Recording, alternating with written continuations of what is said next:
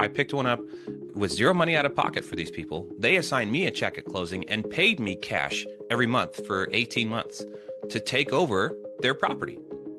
Why? Because they had the pain. The pain was we already bought a second house. Our realtor told us we could sell the first house, but it didn't. And we've been making two mortgage payments for 8 months now. It's killing us. We have no savings left.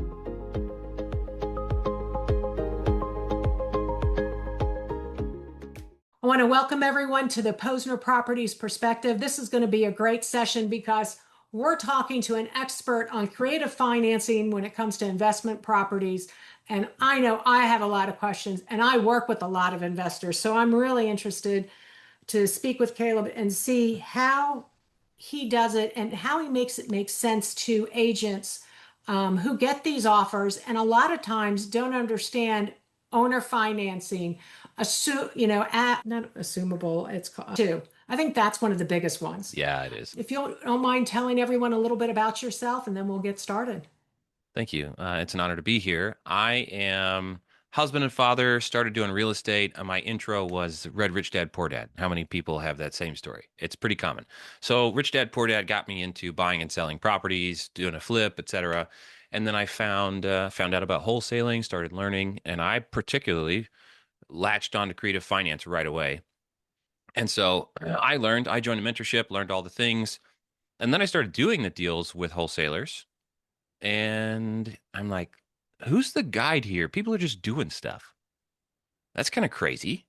And stuff just was happening. So I'm like, I want this to be safe, legal, and ethical. I'm not okay attaching my name to something where somebody either on purpose or on accident gets taken advantage of or left hanging out to dry or something like that. And sub two, somebody's credit is on the line when the buyer takes over it. So that's a pretty sensitive thing. And so I started Creative TC to deal with that. And as a consulting group, we help make deals safe, legal, and ethical.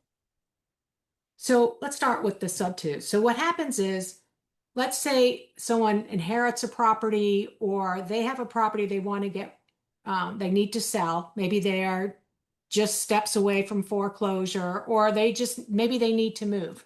And they're in one of these great interest rates that maybe it's 3 or 4%. And the buyer says, I want to take over your mortgage. How does that truly work? And how do you do it? Because I'm always afraid if my seller needs to then buy another property, well, guess what? They're still on that mortgage. So explain to me how you make it work and who it works best for. These are valid concerns. Excellent questions across the board. And there's a deep conversation on every single one of those, but we'll keep it high level. It usually makes sense when there's enough pressure that something has to make it worth it. Okay, so creative finance is weird. I own companies that only do creative finance, and I'm telling you, creative finance is weird. So when you're like, that's weird, you're right. Why would somebody do that? Most of the time, it's somebody who's got this financial pressure. They're facing foreclosure, or I actually picked one up. This is my personal real story. I picked one up with zero money out of pocket for these people. They assigned me a check at closing and paid me cash every month for 18 months to take over their property. Why? Because they had the pain. The pain was we already bought a second house. Our realtor told us we could sell the first house, but it didn't. And we've been making two mortgage payments for 8 months now. It's killing us. We have no savings left. I can't afford to lose my job. If I have credit score hits, that will jeopardize my job. I don't want it to be a rental. I already moved an hour away. Like you see, there's a lot of points to the story here. In creative finance, there is a story behind every deal, or there's not a deal. So when I stepped in and said, hey, this won't rent for as much as it's going to cost me, it's going to lose money every month. So I can't take that over. You've got a great rate. 5 years from now, I'm real happy with this. Today, I'm not. So I'll take it off your hands. Here's my credit score. Here's what I do. I own rentals. I can make this work, but I can't take the loss every month for the next 2 to 4 years. So I just said, if you make it up to me, if you pay the difference, I'll take it over. I have a good credit score. I pay even when renters don't. And 2 days later, they called me back and said, you can have the house. Thank you. They thanked me and they paid me to take their house. So there's a real story. I'm providing a real solution. I'm not on the take. I'm looking at it. I showed them my spreadsheet. And so usually it's that financial pressure. Something's going to hurt worse than leaving their credit tied to the thing. I, as the buyer, though, need to establish trust. I need to demonstrate that I have the ability to pay. And I need to be able to honor my word. So do your own mortgage on that property, or did you assume their existing mortgage? Ooh, good question. So when we say sub two, we're talking about an informal assumption. We don't call the bank and ask permission because they'll say no. Okay. Also, there's sub two. Some people say it's illegal. I'm telling you, not a criminal issue. It's actually defined in the mortgage contract. It says if you do this, then we can accelerate the loan. And if you don't pay us, we can foreclose. So it's already pre dealt with. If they notice and if they care, they can take action, and then you have to deal with it. That's the due on sale clause. It's in every one of them. We can't get around that. Right. I have fixed due on sale issues multiple times in the past. And so when you say I'm an expert, I'm telling you, you're right. I've seen and touched all of this stuff. We've fixed dozens of these things, negotiated with banks, etc. So there are risks, though, and everybody needs to understand and make informed decisions. And so, can you get another loan? Back to one of your other questions. Right. You can. It may not be with your favorite lender, but what we can do is prove to your lender it's the debt to income ratio is the issue that's at hand. How many people own multiple rental properties with loans in their name? So as long as you can demonstrate that somebody else has a legally binding commitment to pay as much or more per month than your existing monthly payment, you can find a lender who's like, works for me. So I don't mean to minimize the issue because it is an important thing, but I have never run into a case where somebody who sold their house subject to was unable, give if they had a good enough credit score to actually normally qualify. The sub two was not the disqualifying factor to get their next loan. Maybe for 6 months, but usually not even that. So I was explaining earlier, I work with a lot of investors. Sometimes they've gone to a foreclosure, they've gone to an auction, and they end up with four properties. And they're like, you know what, we can't do all four at once. And they'll say to me, Jeannie, we want you to put this one out there. And I get hit with every wholesaler out there. One, maybe explain to people who aren't familiar, what does wholesaling mean? Mm-hmm. And how does it work when it's done properly? Yeah. I mean, wholesaling as a concept works across all business entities, right? We pay a local wholesaler to warehouse goods local to us. They middleman the transaction. They do a good job of finding resources that we're ready to buy and getting them handy, local, ready to sell. And then they resell to Walmart and other stores locally. Well, with real estate, it's the same thing. If you're a buyer, you can either go direct to seller. I can go direct to manufacturers and buy stuff that I want to buy. It's generally inefficient. They may refuse to deal with me. Same thing with real estate. I can go to sellers, but there's also all these people called wholesalers who are actively marketing. They're sending out mailers, they're calling, they're texting, they're annoying, but they find deals and they get a whole backlog of deals that are ready to resell. Most of them do not intend to close on those deals. And so there's some ethical gray area. Are they misleading someone or are they being honest about it? And there are some really fantastic wholesalers who I would stand beside and put my name right next to theirs and say, this is an ethical person. And there's a bunch of trash bags too. It's the same side, it's the same thing that's true on both sides of the licensing spectrum. There's realtors who are great and terrible, wholesalers who are great and terrible. So who are you dealing with? And sometimes a wholesaler doesn't get paid as much as an agent would, and a wholesaler can move a house that an agent can't, and vice versa. So eh, there's not a right answer here. It's a different way of getting the deals done. So I don't think one of the things that most wholesalers, they don't plan on closing it. Not And for them. They're not the real buyer. Yeah. so they're going to bring in someone else. So where I have found it difficult, I don't mind wholesalers, but then I have to check on the person who's going to be buying the property. Do Mm-hmm. they have they got, are they using a hard money loan? Do they have the cash? And some of these wholesalers try to hem and haw, and they don't want you to know that they're selling it to someone else. And that's when it makes it a little uncomfortable. I have some wholesalers, I'm very fine. They're basically making a fee very similar to what Sure. a real estate agent would make. Yep. It's when they're trying to make 30, 40,000, and I feel like that money should be going to the seller. Um, Or when they commit to too high of a price and they can't close because they're unprofessional or inexperienced and they don't understand what will sell.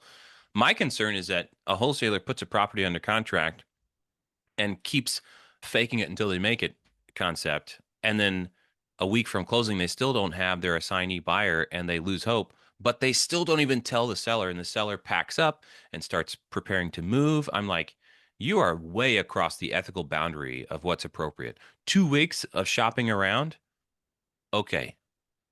But if you can't find somebody in 2 weeks, you need to start talking to your seller and managing that relationship and those expectations so that somebody's not spending money moving or preparing to move and things like that. Because a lot of these people are, they have pain. And that's why they've come Yeah. to either wholesalers or they're coming to investors because they need it sold right away. They need it sold the Yep. next 2 weeks. So that Yeah. all cash offer sounds really good. Explain how some of the investors would use you for an all cash offer. I typically am not used. Now, I do own a Oh, title company, so you can definitely close in Colorado with Creative Title Company. 100% we can run those. But when it comes to Creative TC as a consulting group, we only touch the creative deals. So, how would you? Yeah, we really just don't touch the cash stuff because our specialty is creative finance. So we'll help so what structure, are underwrite, etc. what are some of the creative deals you bring to these investors? Like what do you offer them? So they bring them to me, and I end up being a project manager. So I'm not a marketplace for deals. People don't bring them to me and me list them. It's usually somebody's getting into their first deal, or they trust us to handle the transaction for them. We're lumped in with transaction coordinators, but we're way above the administrative assistance provided by a Yeah. coordinator. It's consulting. It's more like project management and risk management for creative finance transactions. And because I'm in this independent, like you guys are coming to me, I can say, I don't like the way you're doing business. Here's your money back. I'm going to tell them that you're trying to trick them. See ya. Don't call me again. So I like that freedom to stand on my little soapbox and say, this is the way it should have been done in the first place. Let me help you fix it. Or if you're not going to do that, shoo. So give us a scenario of how it does when it does work. When you've stepped in. So let's say you talk to, I'll just say your neighbor, and your neighbor's like, I've got no equity. I don't want to sell with an agent, even though you're an agent. I want to look at other options. I don't have the equity. I would have to pay out of pocket to sell my house. You know what I mean? A lot of Which is veterans. one of the things we're seeing happen with people who bought in Yeah, 24 and yeah, 25 and all of a sudden they're relocated. They have no equity. yep. And the equity, the value of a house is subjective, and so it can go up and down. And if they used a FHA or VA loan to buy their house, they're paying out of pocket to sell anywhere from Right. $5,000 to $50,000. That hurts. And so a realtor who understands subject to, et cetera, can look at these things and say, well, I can probably, if you've got a good rate, I can probably find an investor who's willing to take over your payments and just step right in. Maybe even give you 5K cash to for moving expenses or whatever else. And that's actually a pretty common scenario.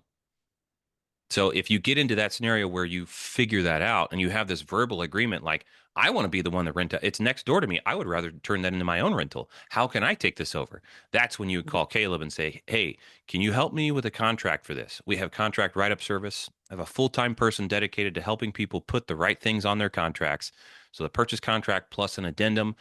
And again, we want safe, legal, and ethical. And that means people need to understand what they're getting into. You know as well as anybody else, probably better, that sellers are locked in, bound to a contract. The buyer is the one who has the right to cancel. And Right. so you want to make sure that the seller is in full, right, correct, ethical understanding of what they're getting into and why. And that's when we can help with the contract. And once the contract is signed, we will help pick a title company that won't blow up your deal or a closing attorney, and we'll manage that all the way through. We've got documents that we contribute to closing that are best practice documents because how do you manage the mortgage after the seller sells to you? Well, you're probably going to need a power of attorney. You need new insurance. You need all these little things that people haven't thought of. And every single time you interact with a mortgage company or the insurance company, it's like, there's a risk for due on sale if you do this wrong. So make sure you do it right. And that's where people are like, thank God you exist. I'm so glad. And we have like 255-star reviews because we help people dodge all those potholes. So you mentioned insurance because Yeah. how do you handle that? Because a lot of insurance companies, if they then see it as a rental property, charge different rates. How do you Yep. handle that? You people keep trying to think their way around the problem, but whoever owns the house has to be the primary insured. It's that simple. So if the deed transfers to me, even though the debt's in your name, I'm paying your debt for you on your behalf. but the deed is in my name. I have to have insurance. I can make you an additional insured. We can do all of that stuff, but I have to get a policy with me as the primary insured, and it has to be for the actual intended use of the property. Whether it's vacant and it's being renovated, we need that policy. If it's occupied by renters, we need that policy. Insure it just like you would any other house. It's not any different. It's just scarier because, well, I have to send I have to send the insurance to the mortgage company, and they're going to see a different name on the policy. Yep, they will. They might call due on sale. Yep, they might. That's sub two. So those are I don't have a better answer for you. It is a risk of due on sale. If the heat's too hot, stay out of the kitchen. There are people who are fine with it. There are people who are capitalized. I told you before we started recording, I think, that I teach in multiple mentorships because yes, this is what I do all day, every day. You, I am, my favorite saying to people is, it is really cool to do a deal with $0 out of pocket. Two right. thumbs up. Love it. Great for you. Good idea. Love it. It is unethical to do a deal with $0 in your pocket. $0 out of Nice. pocket, really cool. $0 in your pocket, unethical. Doesn't matter what kind of deal you're doing, especially if somebody's credit's on the line, though. That's where it gets to be unethical because if you can't replace a water heater in a rental and it causes problems and the renter moves out or cancels and you can't afford to make the payments, or if it's vacant and you can't make the payments, you're hurting somebody else's credit. Shame on you. These are things you were asking from the perspective of a realtor receiving offers. These are things that you need to have in your head. Who's the actual buyer, especially if it's sub two? Who's the actual buyer? Because this person's nice, but they're going to assign it. So conversationally, I would say, all right, John Smith, wholesaler, you say that you're going to close on this. So when I put a non-assignability clause in here, you're cool with that? Well, whoa. Okay. So now I know what we're handling. If you're going to be upfront with me, we can do business. But it looks like you're trying to trick. That's not cool.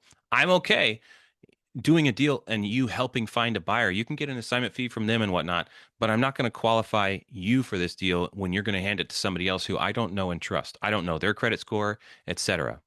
And so I would say try to put some provisions in there that give the seller a cancellation period if the person's credit score isn't good or something like that. Some criteria where give the seller a cancellation or an inspection of the buyer, right? Inspection period for that. And your background was a little different. You came through, was it cyber security? Yeah, I started in prison as a Oh, that guard, sounds great. oh, Okay. I know, as a guard. So I was a guard, but I did physical security. And so I used to read policies and procedures because you can't bring any other outside reading materials in. So that's where I picked up my fascination for boring reading. And I moved from that into IT and cybersecurity. So I've got lots of risk management thinking in my head as I approach things. And if you were going to be talking to a new investor, what would your advice be to them in reference to coming up with creative ways of financing the deals?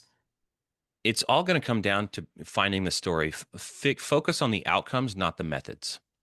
I can find 10 ways to get you to the goal, but not all of them are appropriate for your risk tolerance, for your what state you're in, your other preferences, et cetera. So focus on the outcome, get agreement on the outcome, and then work with, especially if you're new, work with somebody who's experienced in structuring deals to find the right way to get there. It's just like there's Because I 10, 20, 30 paths up a mountain. You can still get to the peak of a mountain without following the same path somebody else followed. So a lot of times I'll get an offer on a property and they're like, well, we're going to give your seller $5,000 and then they'll want to take over a mortgage. They haven't even researched that there was no mortgage on the property. And then, we'll pay them in 5 years. And I've never quite understood the structure of those deals, how Hmm. they're trying to make that work. They're probably looking at a hybrid. That's usually where you expect to have the seller to have 25% or more equity. The Mhm. problem is, from an investor standpoint, when you're taking over a property, if rents are $3,000 and the monthly mortgage payment's $2,400, you have a deal on your hands if it's not too much cash out of pocket to get in, okay? That said, if the seller has a bunch of equity, they're not going to take $10 a month payments on $50,000 worth of equity. That's not realistic. So the problem is now I just busted my cash flow because I have to pay the seller $250 a month on seller finance. I'm going to take over payments on your bank loan and I'm going to pay you $250 a month on your equity.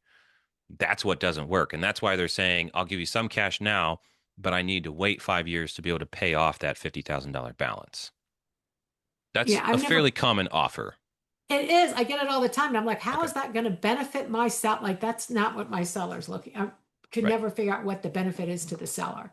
Right. Um, so I see Yeah, it. it's from a cash flow perspective when they're looking at the thing as a long-term rental, et cetera. If this is going to be negative or break even cash flow, and it's just not worth closing on in those terms. And a lot of your experience, I guess, is your all your real estate business is pretty much remote now? Did that start Oh yeah, before COVID? Was it always that way? Explain how that came about. always was. I have a mix of several U.S. people. One of my people realized she's being remote. She was like, "I can move to Costa Rica, can't I?" Yeah. Okay. I'm like, hey, start a GoFundMe. And I gave her some money to move. So I love it. And she built a family there. So we are 100% remote. You and I are in Zoom. We work in Zoom. We have Yeah. breakout rooms, 15 people on the Zoom at any given time in different rooms. And that's how we manage that. I've got people from US and South Africa. So explain, how did you get connected with South Africa? Best friend is South African. He has family back there. Started talking through it. Met somebody else who just came back and said they've got a good hustle culture. They speak clean, plain English, which is important. The strong accent, as for customer facing people, the strong accent just doesn't do for me as a business owner. Americans fall for beautiful accents, and the South African is close enough to British and Australian. Like they're the same bucket as far as beautiful accents go, and Americans fawn over it. And it's just, it works great. There's a huge South African community here in Atlanta. So Oh, a lot of our friends are South African. So, yeah. Okay. Love it. and I have family that lives in Cape Town. Oh, So yeah, it's, and so they've got a hustle culture and they very much appreciate culturally. As an entrepreneur, I'm learning about the global marketplace. Different countries have prevailing attitudes, styles, approaches to things. The South Africans very much value stability. They're very hard workers, then they appreciate the ability to stay home with their families. It's an evening shift for them. And so I've got a mom that takes off an hour, hour and a half for dinner every single day in the middle of the day. That's fine, right? Because we're outcomes oriented, not task oriented. and how long have you had your company? What's the history on that? Ooh, what is we're coming up on 4 years in a month here. So you started during COVID? Was it during COVID? Yeah. Yeah, officially started in 2022, I think. The title Okay. company is only 8 months old, but that's been a long time coming, so I feel like it's older. In reference to title companies, one of the things that I'm concerned about are, there's all these scams with titles where people can go down to the courthouse and present Mhm. forged documents. And then how do you prevent, since you have a title company, what are some of the red flags you look for? I don't know. I don't know how to put that concisely. I know there are, I think it's Arizona, but I know there are people who are trying to add some checks and balances to any type of quick claim deed that's filed to reduce Right. deed forgery, etc. But I think a prudent person will be able to spot it. There's a lot of red flags. Usually it's vacant land being resold at rock bottom price with a fast close and a remote closing insisted upon and things like that. So there are some classic signs. So if you're a realtor and you've been contacted to market and sell land for somebody and title is in their name, it's either they've got a fake ID or they deeded it to themselves at the county courthouse because you can generally just record something. If it's notarized, you can record it. And so that's how they approach those things. And you can be tricked into marketing. And when a realtor's involved, it's perceived as more legitimate in the first place to everybody else who sees it, including the title company. But the title company is on the hook for verifying the Yes. authenticity of everything. And that's what title insurance is for. Which I recommend to all my buyers is to not only have the title insurance you need it for yourself as well as the mortgage company. Yeah. Um, So we had it recently happen. I had got called from an investor who was out of state saying that they were under contract on a property. And then when I looked at the tax records, I could see that the property had gone to foreclosure, but the person that they were in contract for had been an owner, but had gone to jail and no one had ever paid his property tax. So he lost the property. He didn't own it anymore. Yeah. And he was trying to sell it to this other company. And it he wasn't the owner anymore. So interesting thing. You never know what you're going to come across in real estate. It's very Yeah. interesting. And but there's a lot of investors out there who really want to do right by the sellers. They're Yeah. trying to solve a problem. I think a lot of the investors, get in situations. It's a property that can't go on the market because maybe it needs 50 to Yep. 80,000 or more in work. It won't And pass inspection, and so a retail buyer is off the table unless and until it gets them. There's another strategy though for investors is, especially if you're a flipper, we'll leave title in your name, or we'll do a contract for deed, which is another seller finance, creative finance strategy. Then I'll take control of the property, I'll fix it up, and I will sell it or resell it or select the buyer. You get whatever fixed price we agree, I keep the difference. And that way it can go on the market, and you can generally avoid the FHA anti-flip rule, that 90-day turnaround time, the hold time. so we have a client, what they'll do is they, like you say, they partner with the seller. Yeah. They've agreed on a price for the seller. He then goes back to the seller, says, here's the renovations I'm going to do. Here's the cost. So when we sell the property, we're both going to get those two amounts covered, and then Mm-hmm. they split the difference. And it's a way of the seller making more. Yeah. I Um, don't like splitting the difference. That gets into, I've been through debates and arguments. And so anytime you use the word profit, that's one of those things where it's subject to interpretation. And I would rather have a definite hard stop. This is foundational. It's like written in stone. Your dollar amount is this. If I'm the investor and I bought a property, your price would be this anyways. So the rest is risk for me. Can I do it efficiently and make a profit? Meanwhile, if I say split the profits or something like that, then you technically could argue and say, I want to see your expenses so I can determine how much of that was. Are you using materials on other sites? Did you buy 50 gallons of paint and then you actually took 10 to other sites? Are you making it less profitable so that you can just have materials? Because either side can rob each other or cause problems in right. when you build any partnerships. And so I like the arm's length stuff. This is what you get, this is what I get. We both have to make it work for us. But the codependency or inter whatever, did you buy donuts for your team? I don't think that's a valid business expense. Well, it's what keeps my all-star construction team on duty. It's one of the benefits they told me they love, so it's valid. I don't think it's valid. Yes, it is.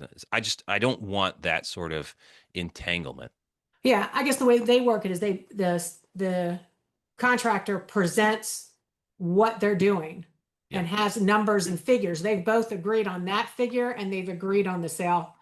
You Yeah. know, we've only done one like that, so I'll Yeah. let you know how if we get more. I've been involved in over a dozen, and everything works until it doesn't. I'll just put it that way. Yeah, um I like when it's clean at the table and Yeah. everyone walks, the buyer has purchased the property, the seller is happy with his deal. I know we're in Georgia, but in North Carolina, they're not allowed to do double close. And there's talk about that changing here in Georgia, that you can't double close on the same day. Um, Why though? in North Carolina, they had trouble with some of the wholesalers, so they were trying to Yeah, get I mean, their if the answer is wholesalers, it's just that's not enough reason for me. Uh, I don't know. It's a valid tool. Oh yeah, there's definite times. There's a big company called Northwestern that I've done deals with, Oh yeah. and I know they'll close the deal, Yeah, you know, exactly. but there's some others that not so sure about. We had one where I thought I did my due diligence. I spoke to the attorney who was closing the deal, who said they'd done deals before with this gentleman. I spoke to the hard money loan who said they said that oh yeah, we've been working with him, we've done some deals with him. No, it's all good. When this deal started turning sour, not only did it end up with the attorney that the earnest money check that he'd given them wasn't good, they ended up not closing. And I told the attorney, I said, well, you know that you have to make good on this for my seller. And they did write the check, but I thought I was doing my due diligence. I was wondering what else could I do differently to protect my seller in a situation where, I'm okay. Okay, yeah, if you can get the deal done, we're fine with it. But what are the questions you recommend that someone ask? I think you did a good job. I mean, asking third parties, have you closed with this person? Has this person been reputable in the past? Is about as good as you can get. Yeah, but they both lied. They Because they afterwards, lied. that's why the attorney ended up paying my You seller. sh but you should be able to rely on the word of a licensed professional. So yes, you could have done more, I suppose, but it gets to the point of being unreasonable at that point. There's somebody whose professional license is tied to their ethical behavior. And Yep, this person violated that standard of ethics. That's not, you shouldn't have to expect police and investigate people on are they complying with their own code of ethics to maintain their license.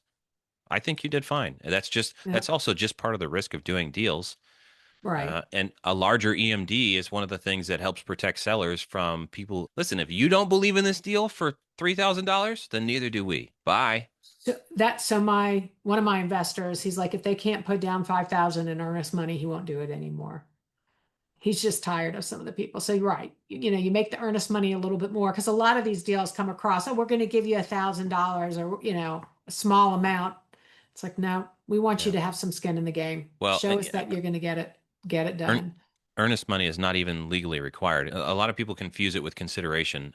It's not what makes a contract valid. People think, and it's not a hill I'm willing to die on. I'd rather just put a dollar and tell them to shut up. But EMD is not a contractual requirement to make a contract valid. The consideration is the offer of $600,000 for the asset, the house, the thing. That is the exchange of value. That is the consideration. The contract is valid when there is consideration in the contract and it defines house for dollars. That's consideration. EMD is not required to like now it's valid. No, a But matter of fact, in Georgia, like if you don't turn in your earnest money, you have to give them, I think it's either 2 or 3 days notice to the buyer that they have not received your earnest money. And then it'll invalidate the contract. But ooh, you do have to notify them. I'll have to look that up. It's not the same in all states. In fact, I believe it was Right. Illinois State Supreme Court ruled that the failure to deposit earnest money isn't, see my boring reading, the failure to deposit earnest money is not grounds for cancellation of a contract because the amount is so small in comparison to the total contemplated that somebody who failed to deposit earnest money all the way up until closing, their contract is not invalidated for failure to deposit EMD. Unless the contract explicitly states or state law explicitly states that failure to deposit within an X time frame is enough grounds to cancel the contract. But even if it says shall be deposited within 72 hours, if it doesn't also say or else the contract is voidable, then the state Supreme Court ruled nope. Well, that's why then you have to give them, they have to get notified. And that if in Georgia, there's a new GAR form, which is the Georgia Real Estate Association forms. They have a specific form now for it because the attorney has to notify both agents involved. Yeah. So I guess someone had enough of an issue that they made it change. Yeah, I generally try to design because I do paperwork in most states. I generally try to design things to the highest standard. Texas has really high standards for disclosures on sub twos. I love it. I've adopted that across the board. In fact, I exceed Texas standards in a lot of my stuff because my goal is to make sure that every deal we touch is safe, legal, and ethical. So on a close, what would you say is one information that you think's most understood, most misunderstood in creative financing? What do you think is the one thing that most people get wrong? In sub two deals, this is hot lately that you can add yourself to the seller's policy, insurance policy. Absolutely not.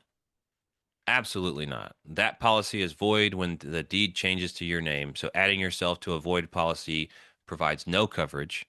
And I've seen somebody think that and have a total loss to fire, and the insurance company wouldn't pay. The mortgage company came after the seller for the loss. Oh, so making sure you're insured is number one priority. I want to Enough thank you for grounds. coming on today. It's definitely helped me with some of my investors on and when we get offers of what to be asking and what to avoid and what can work.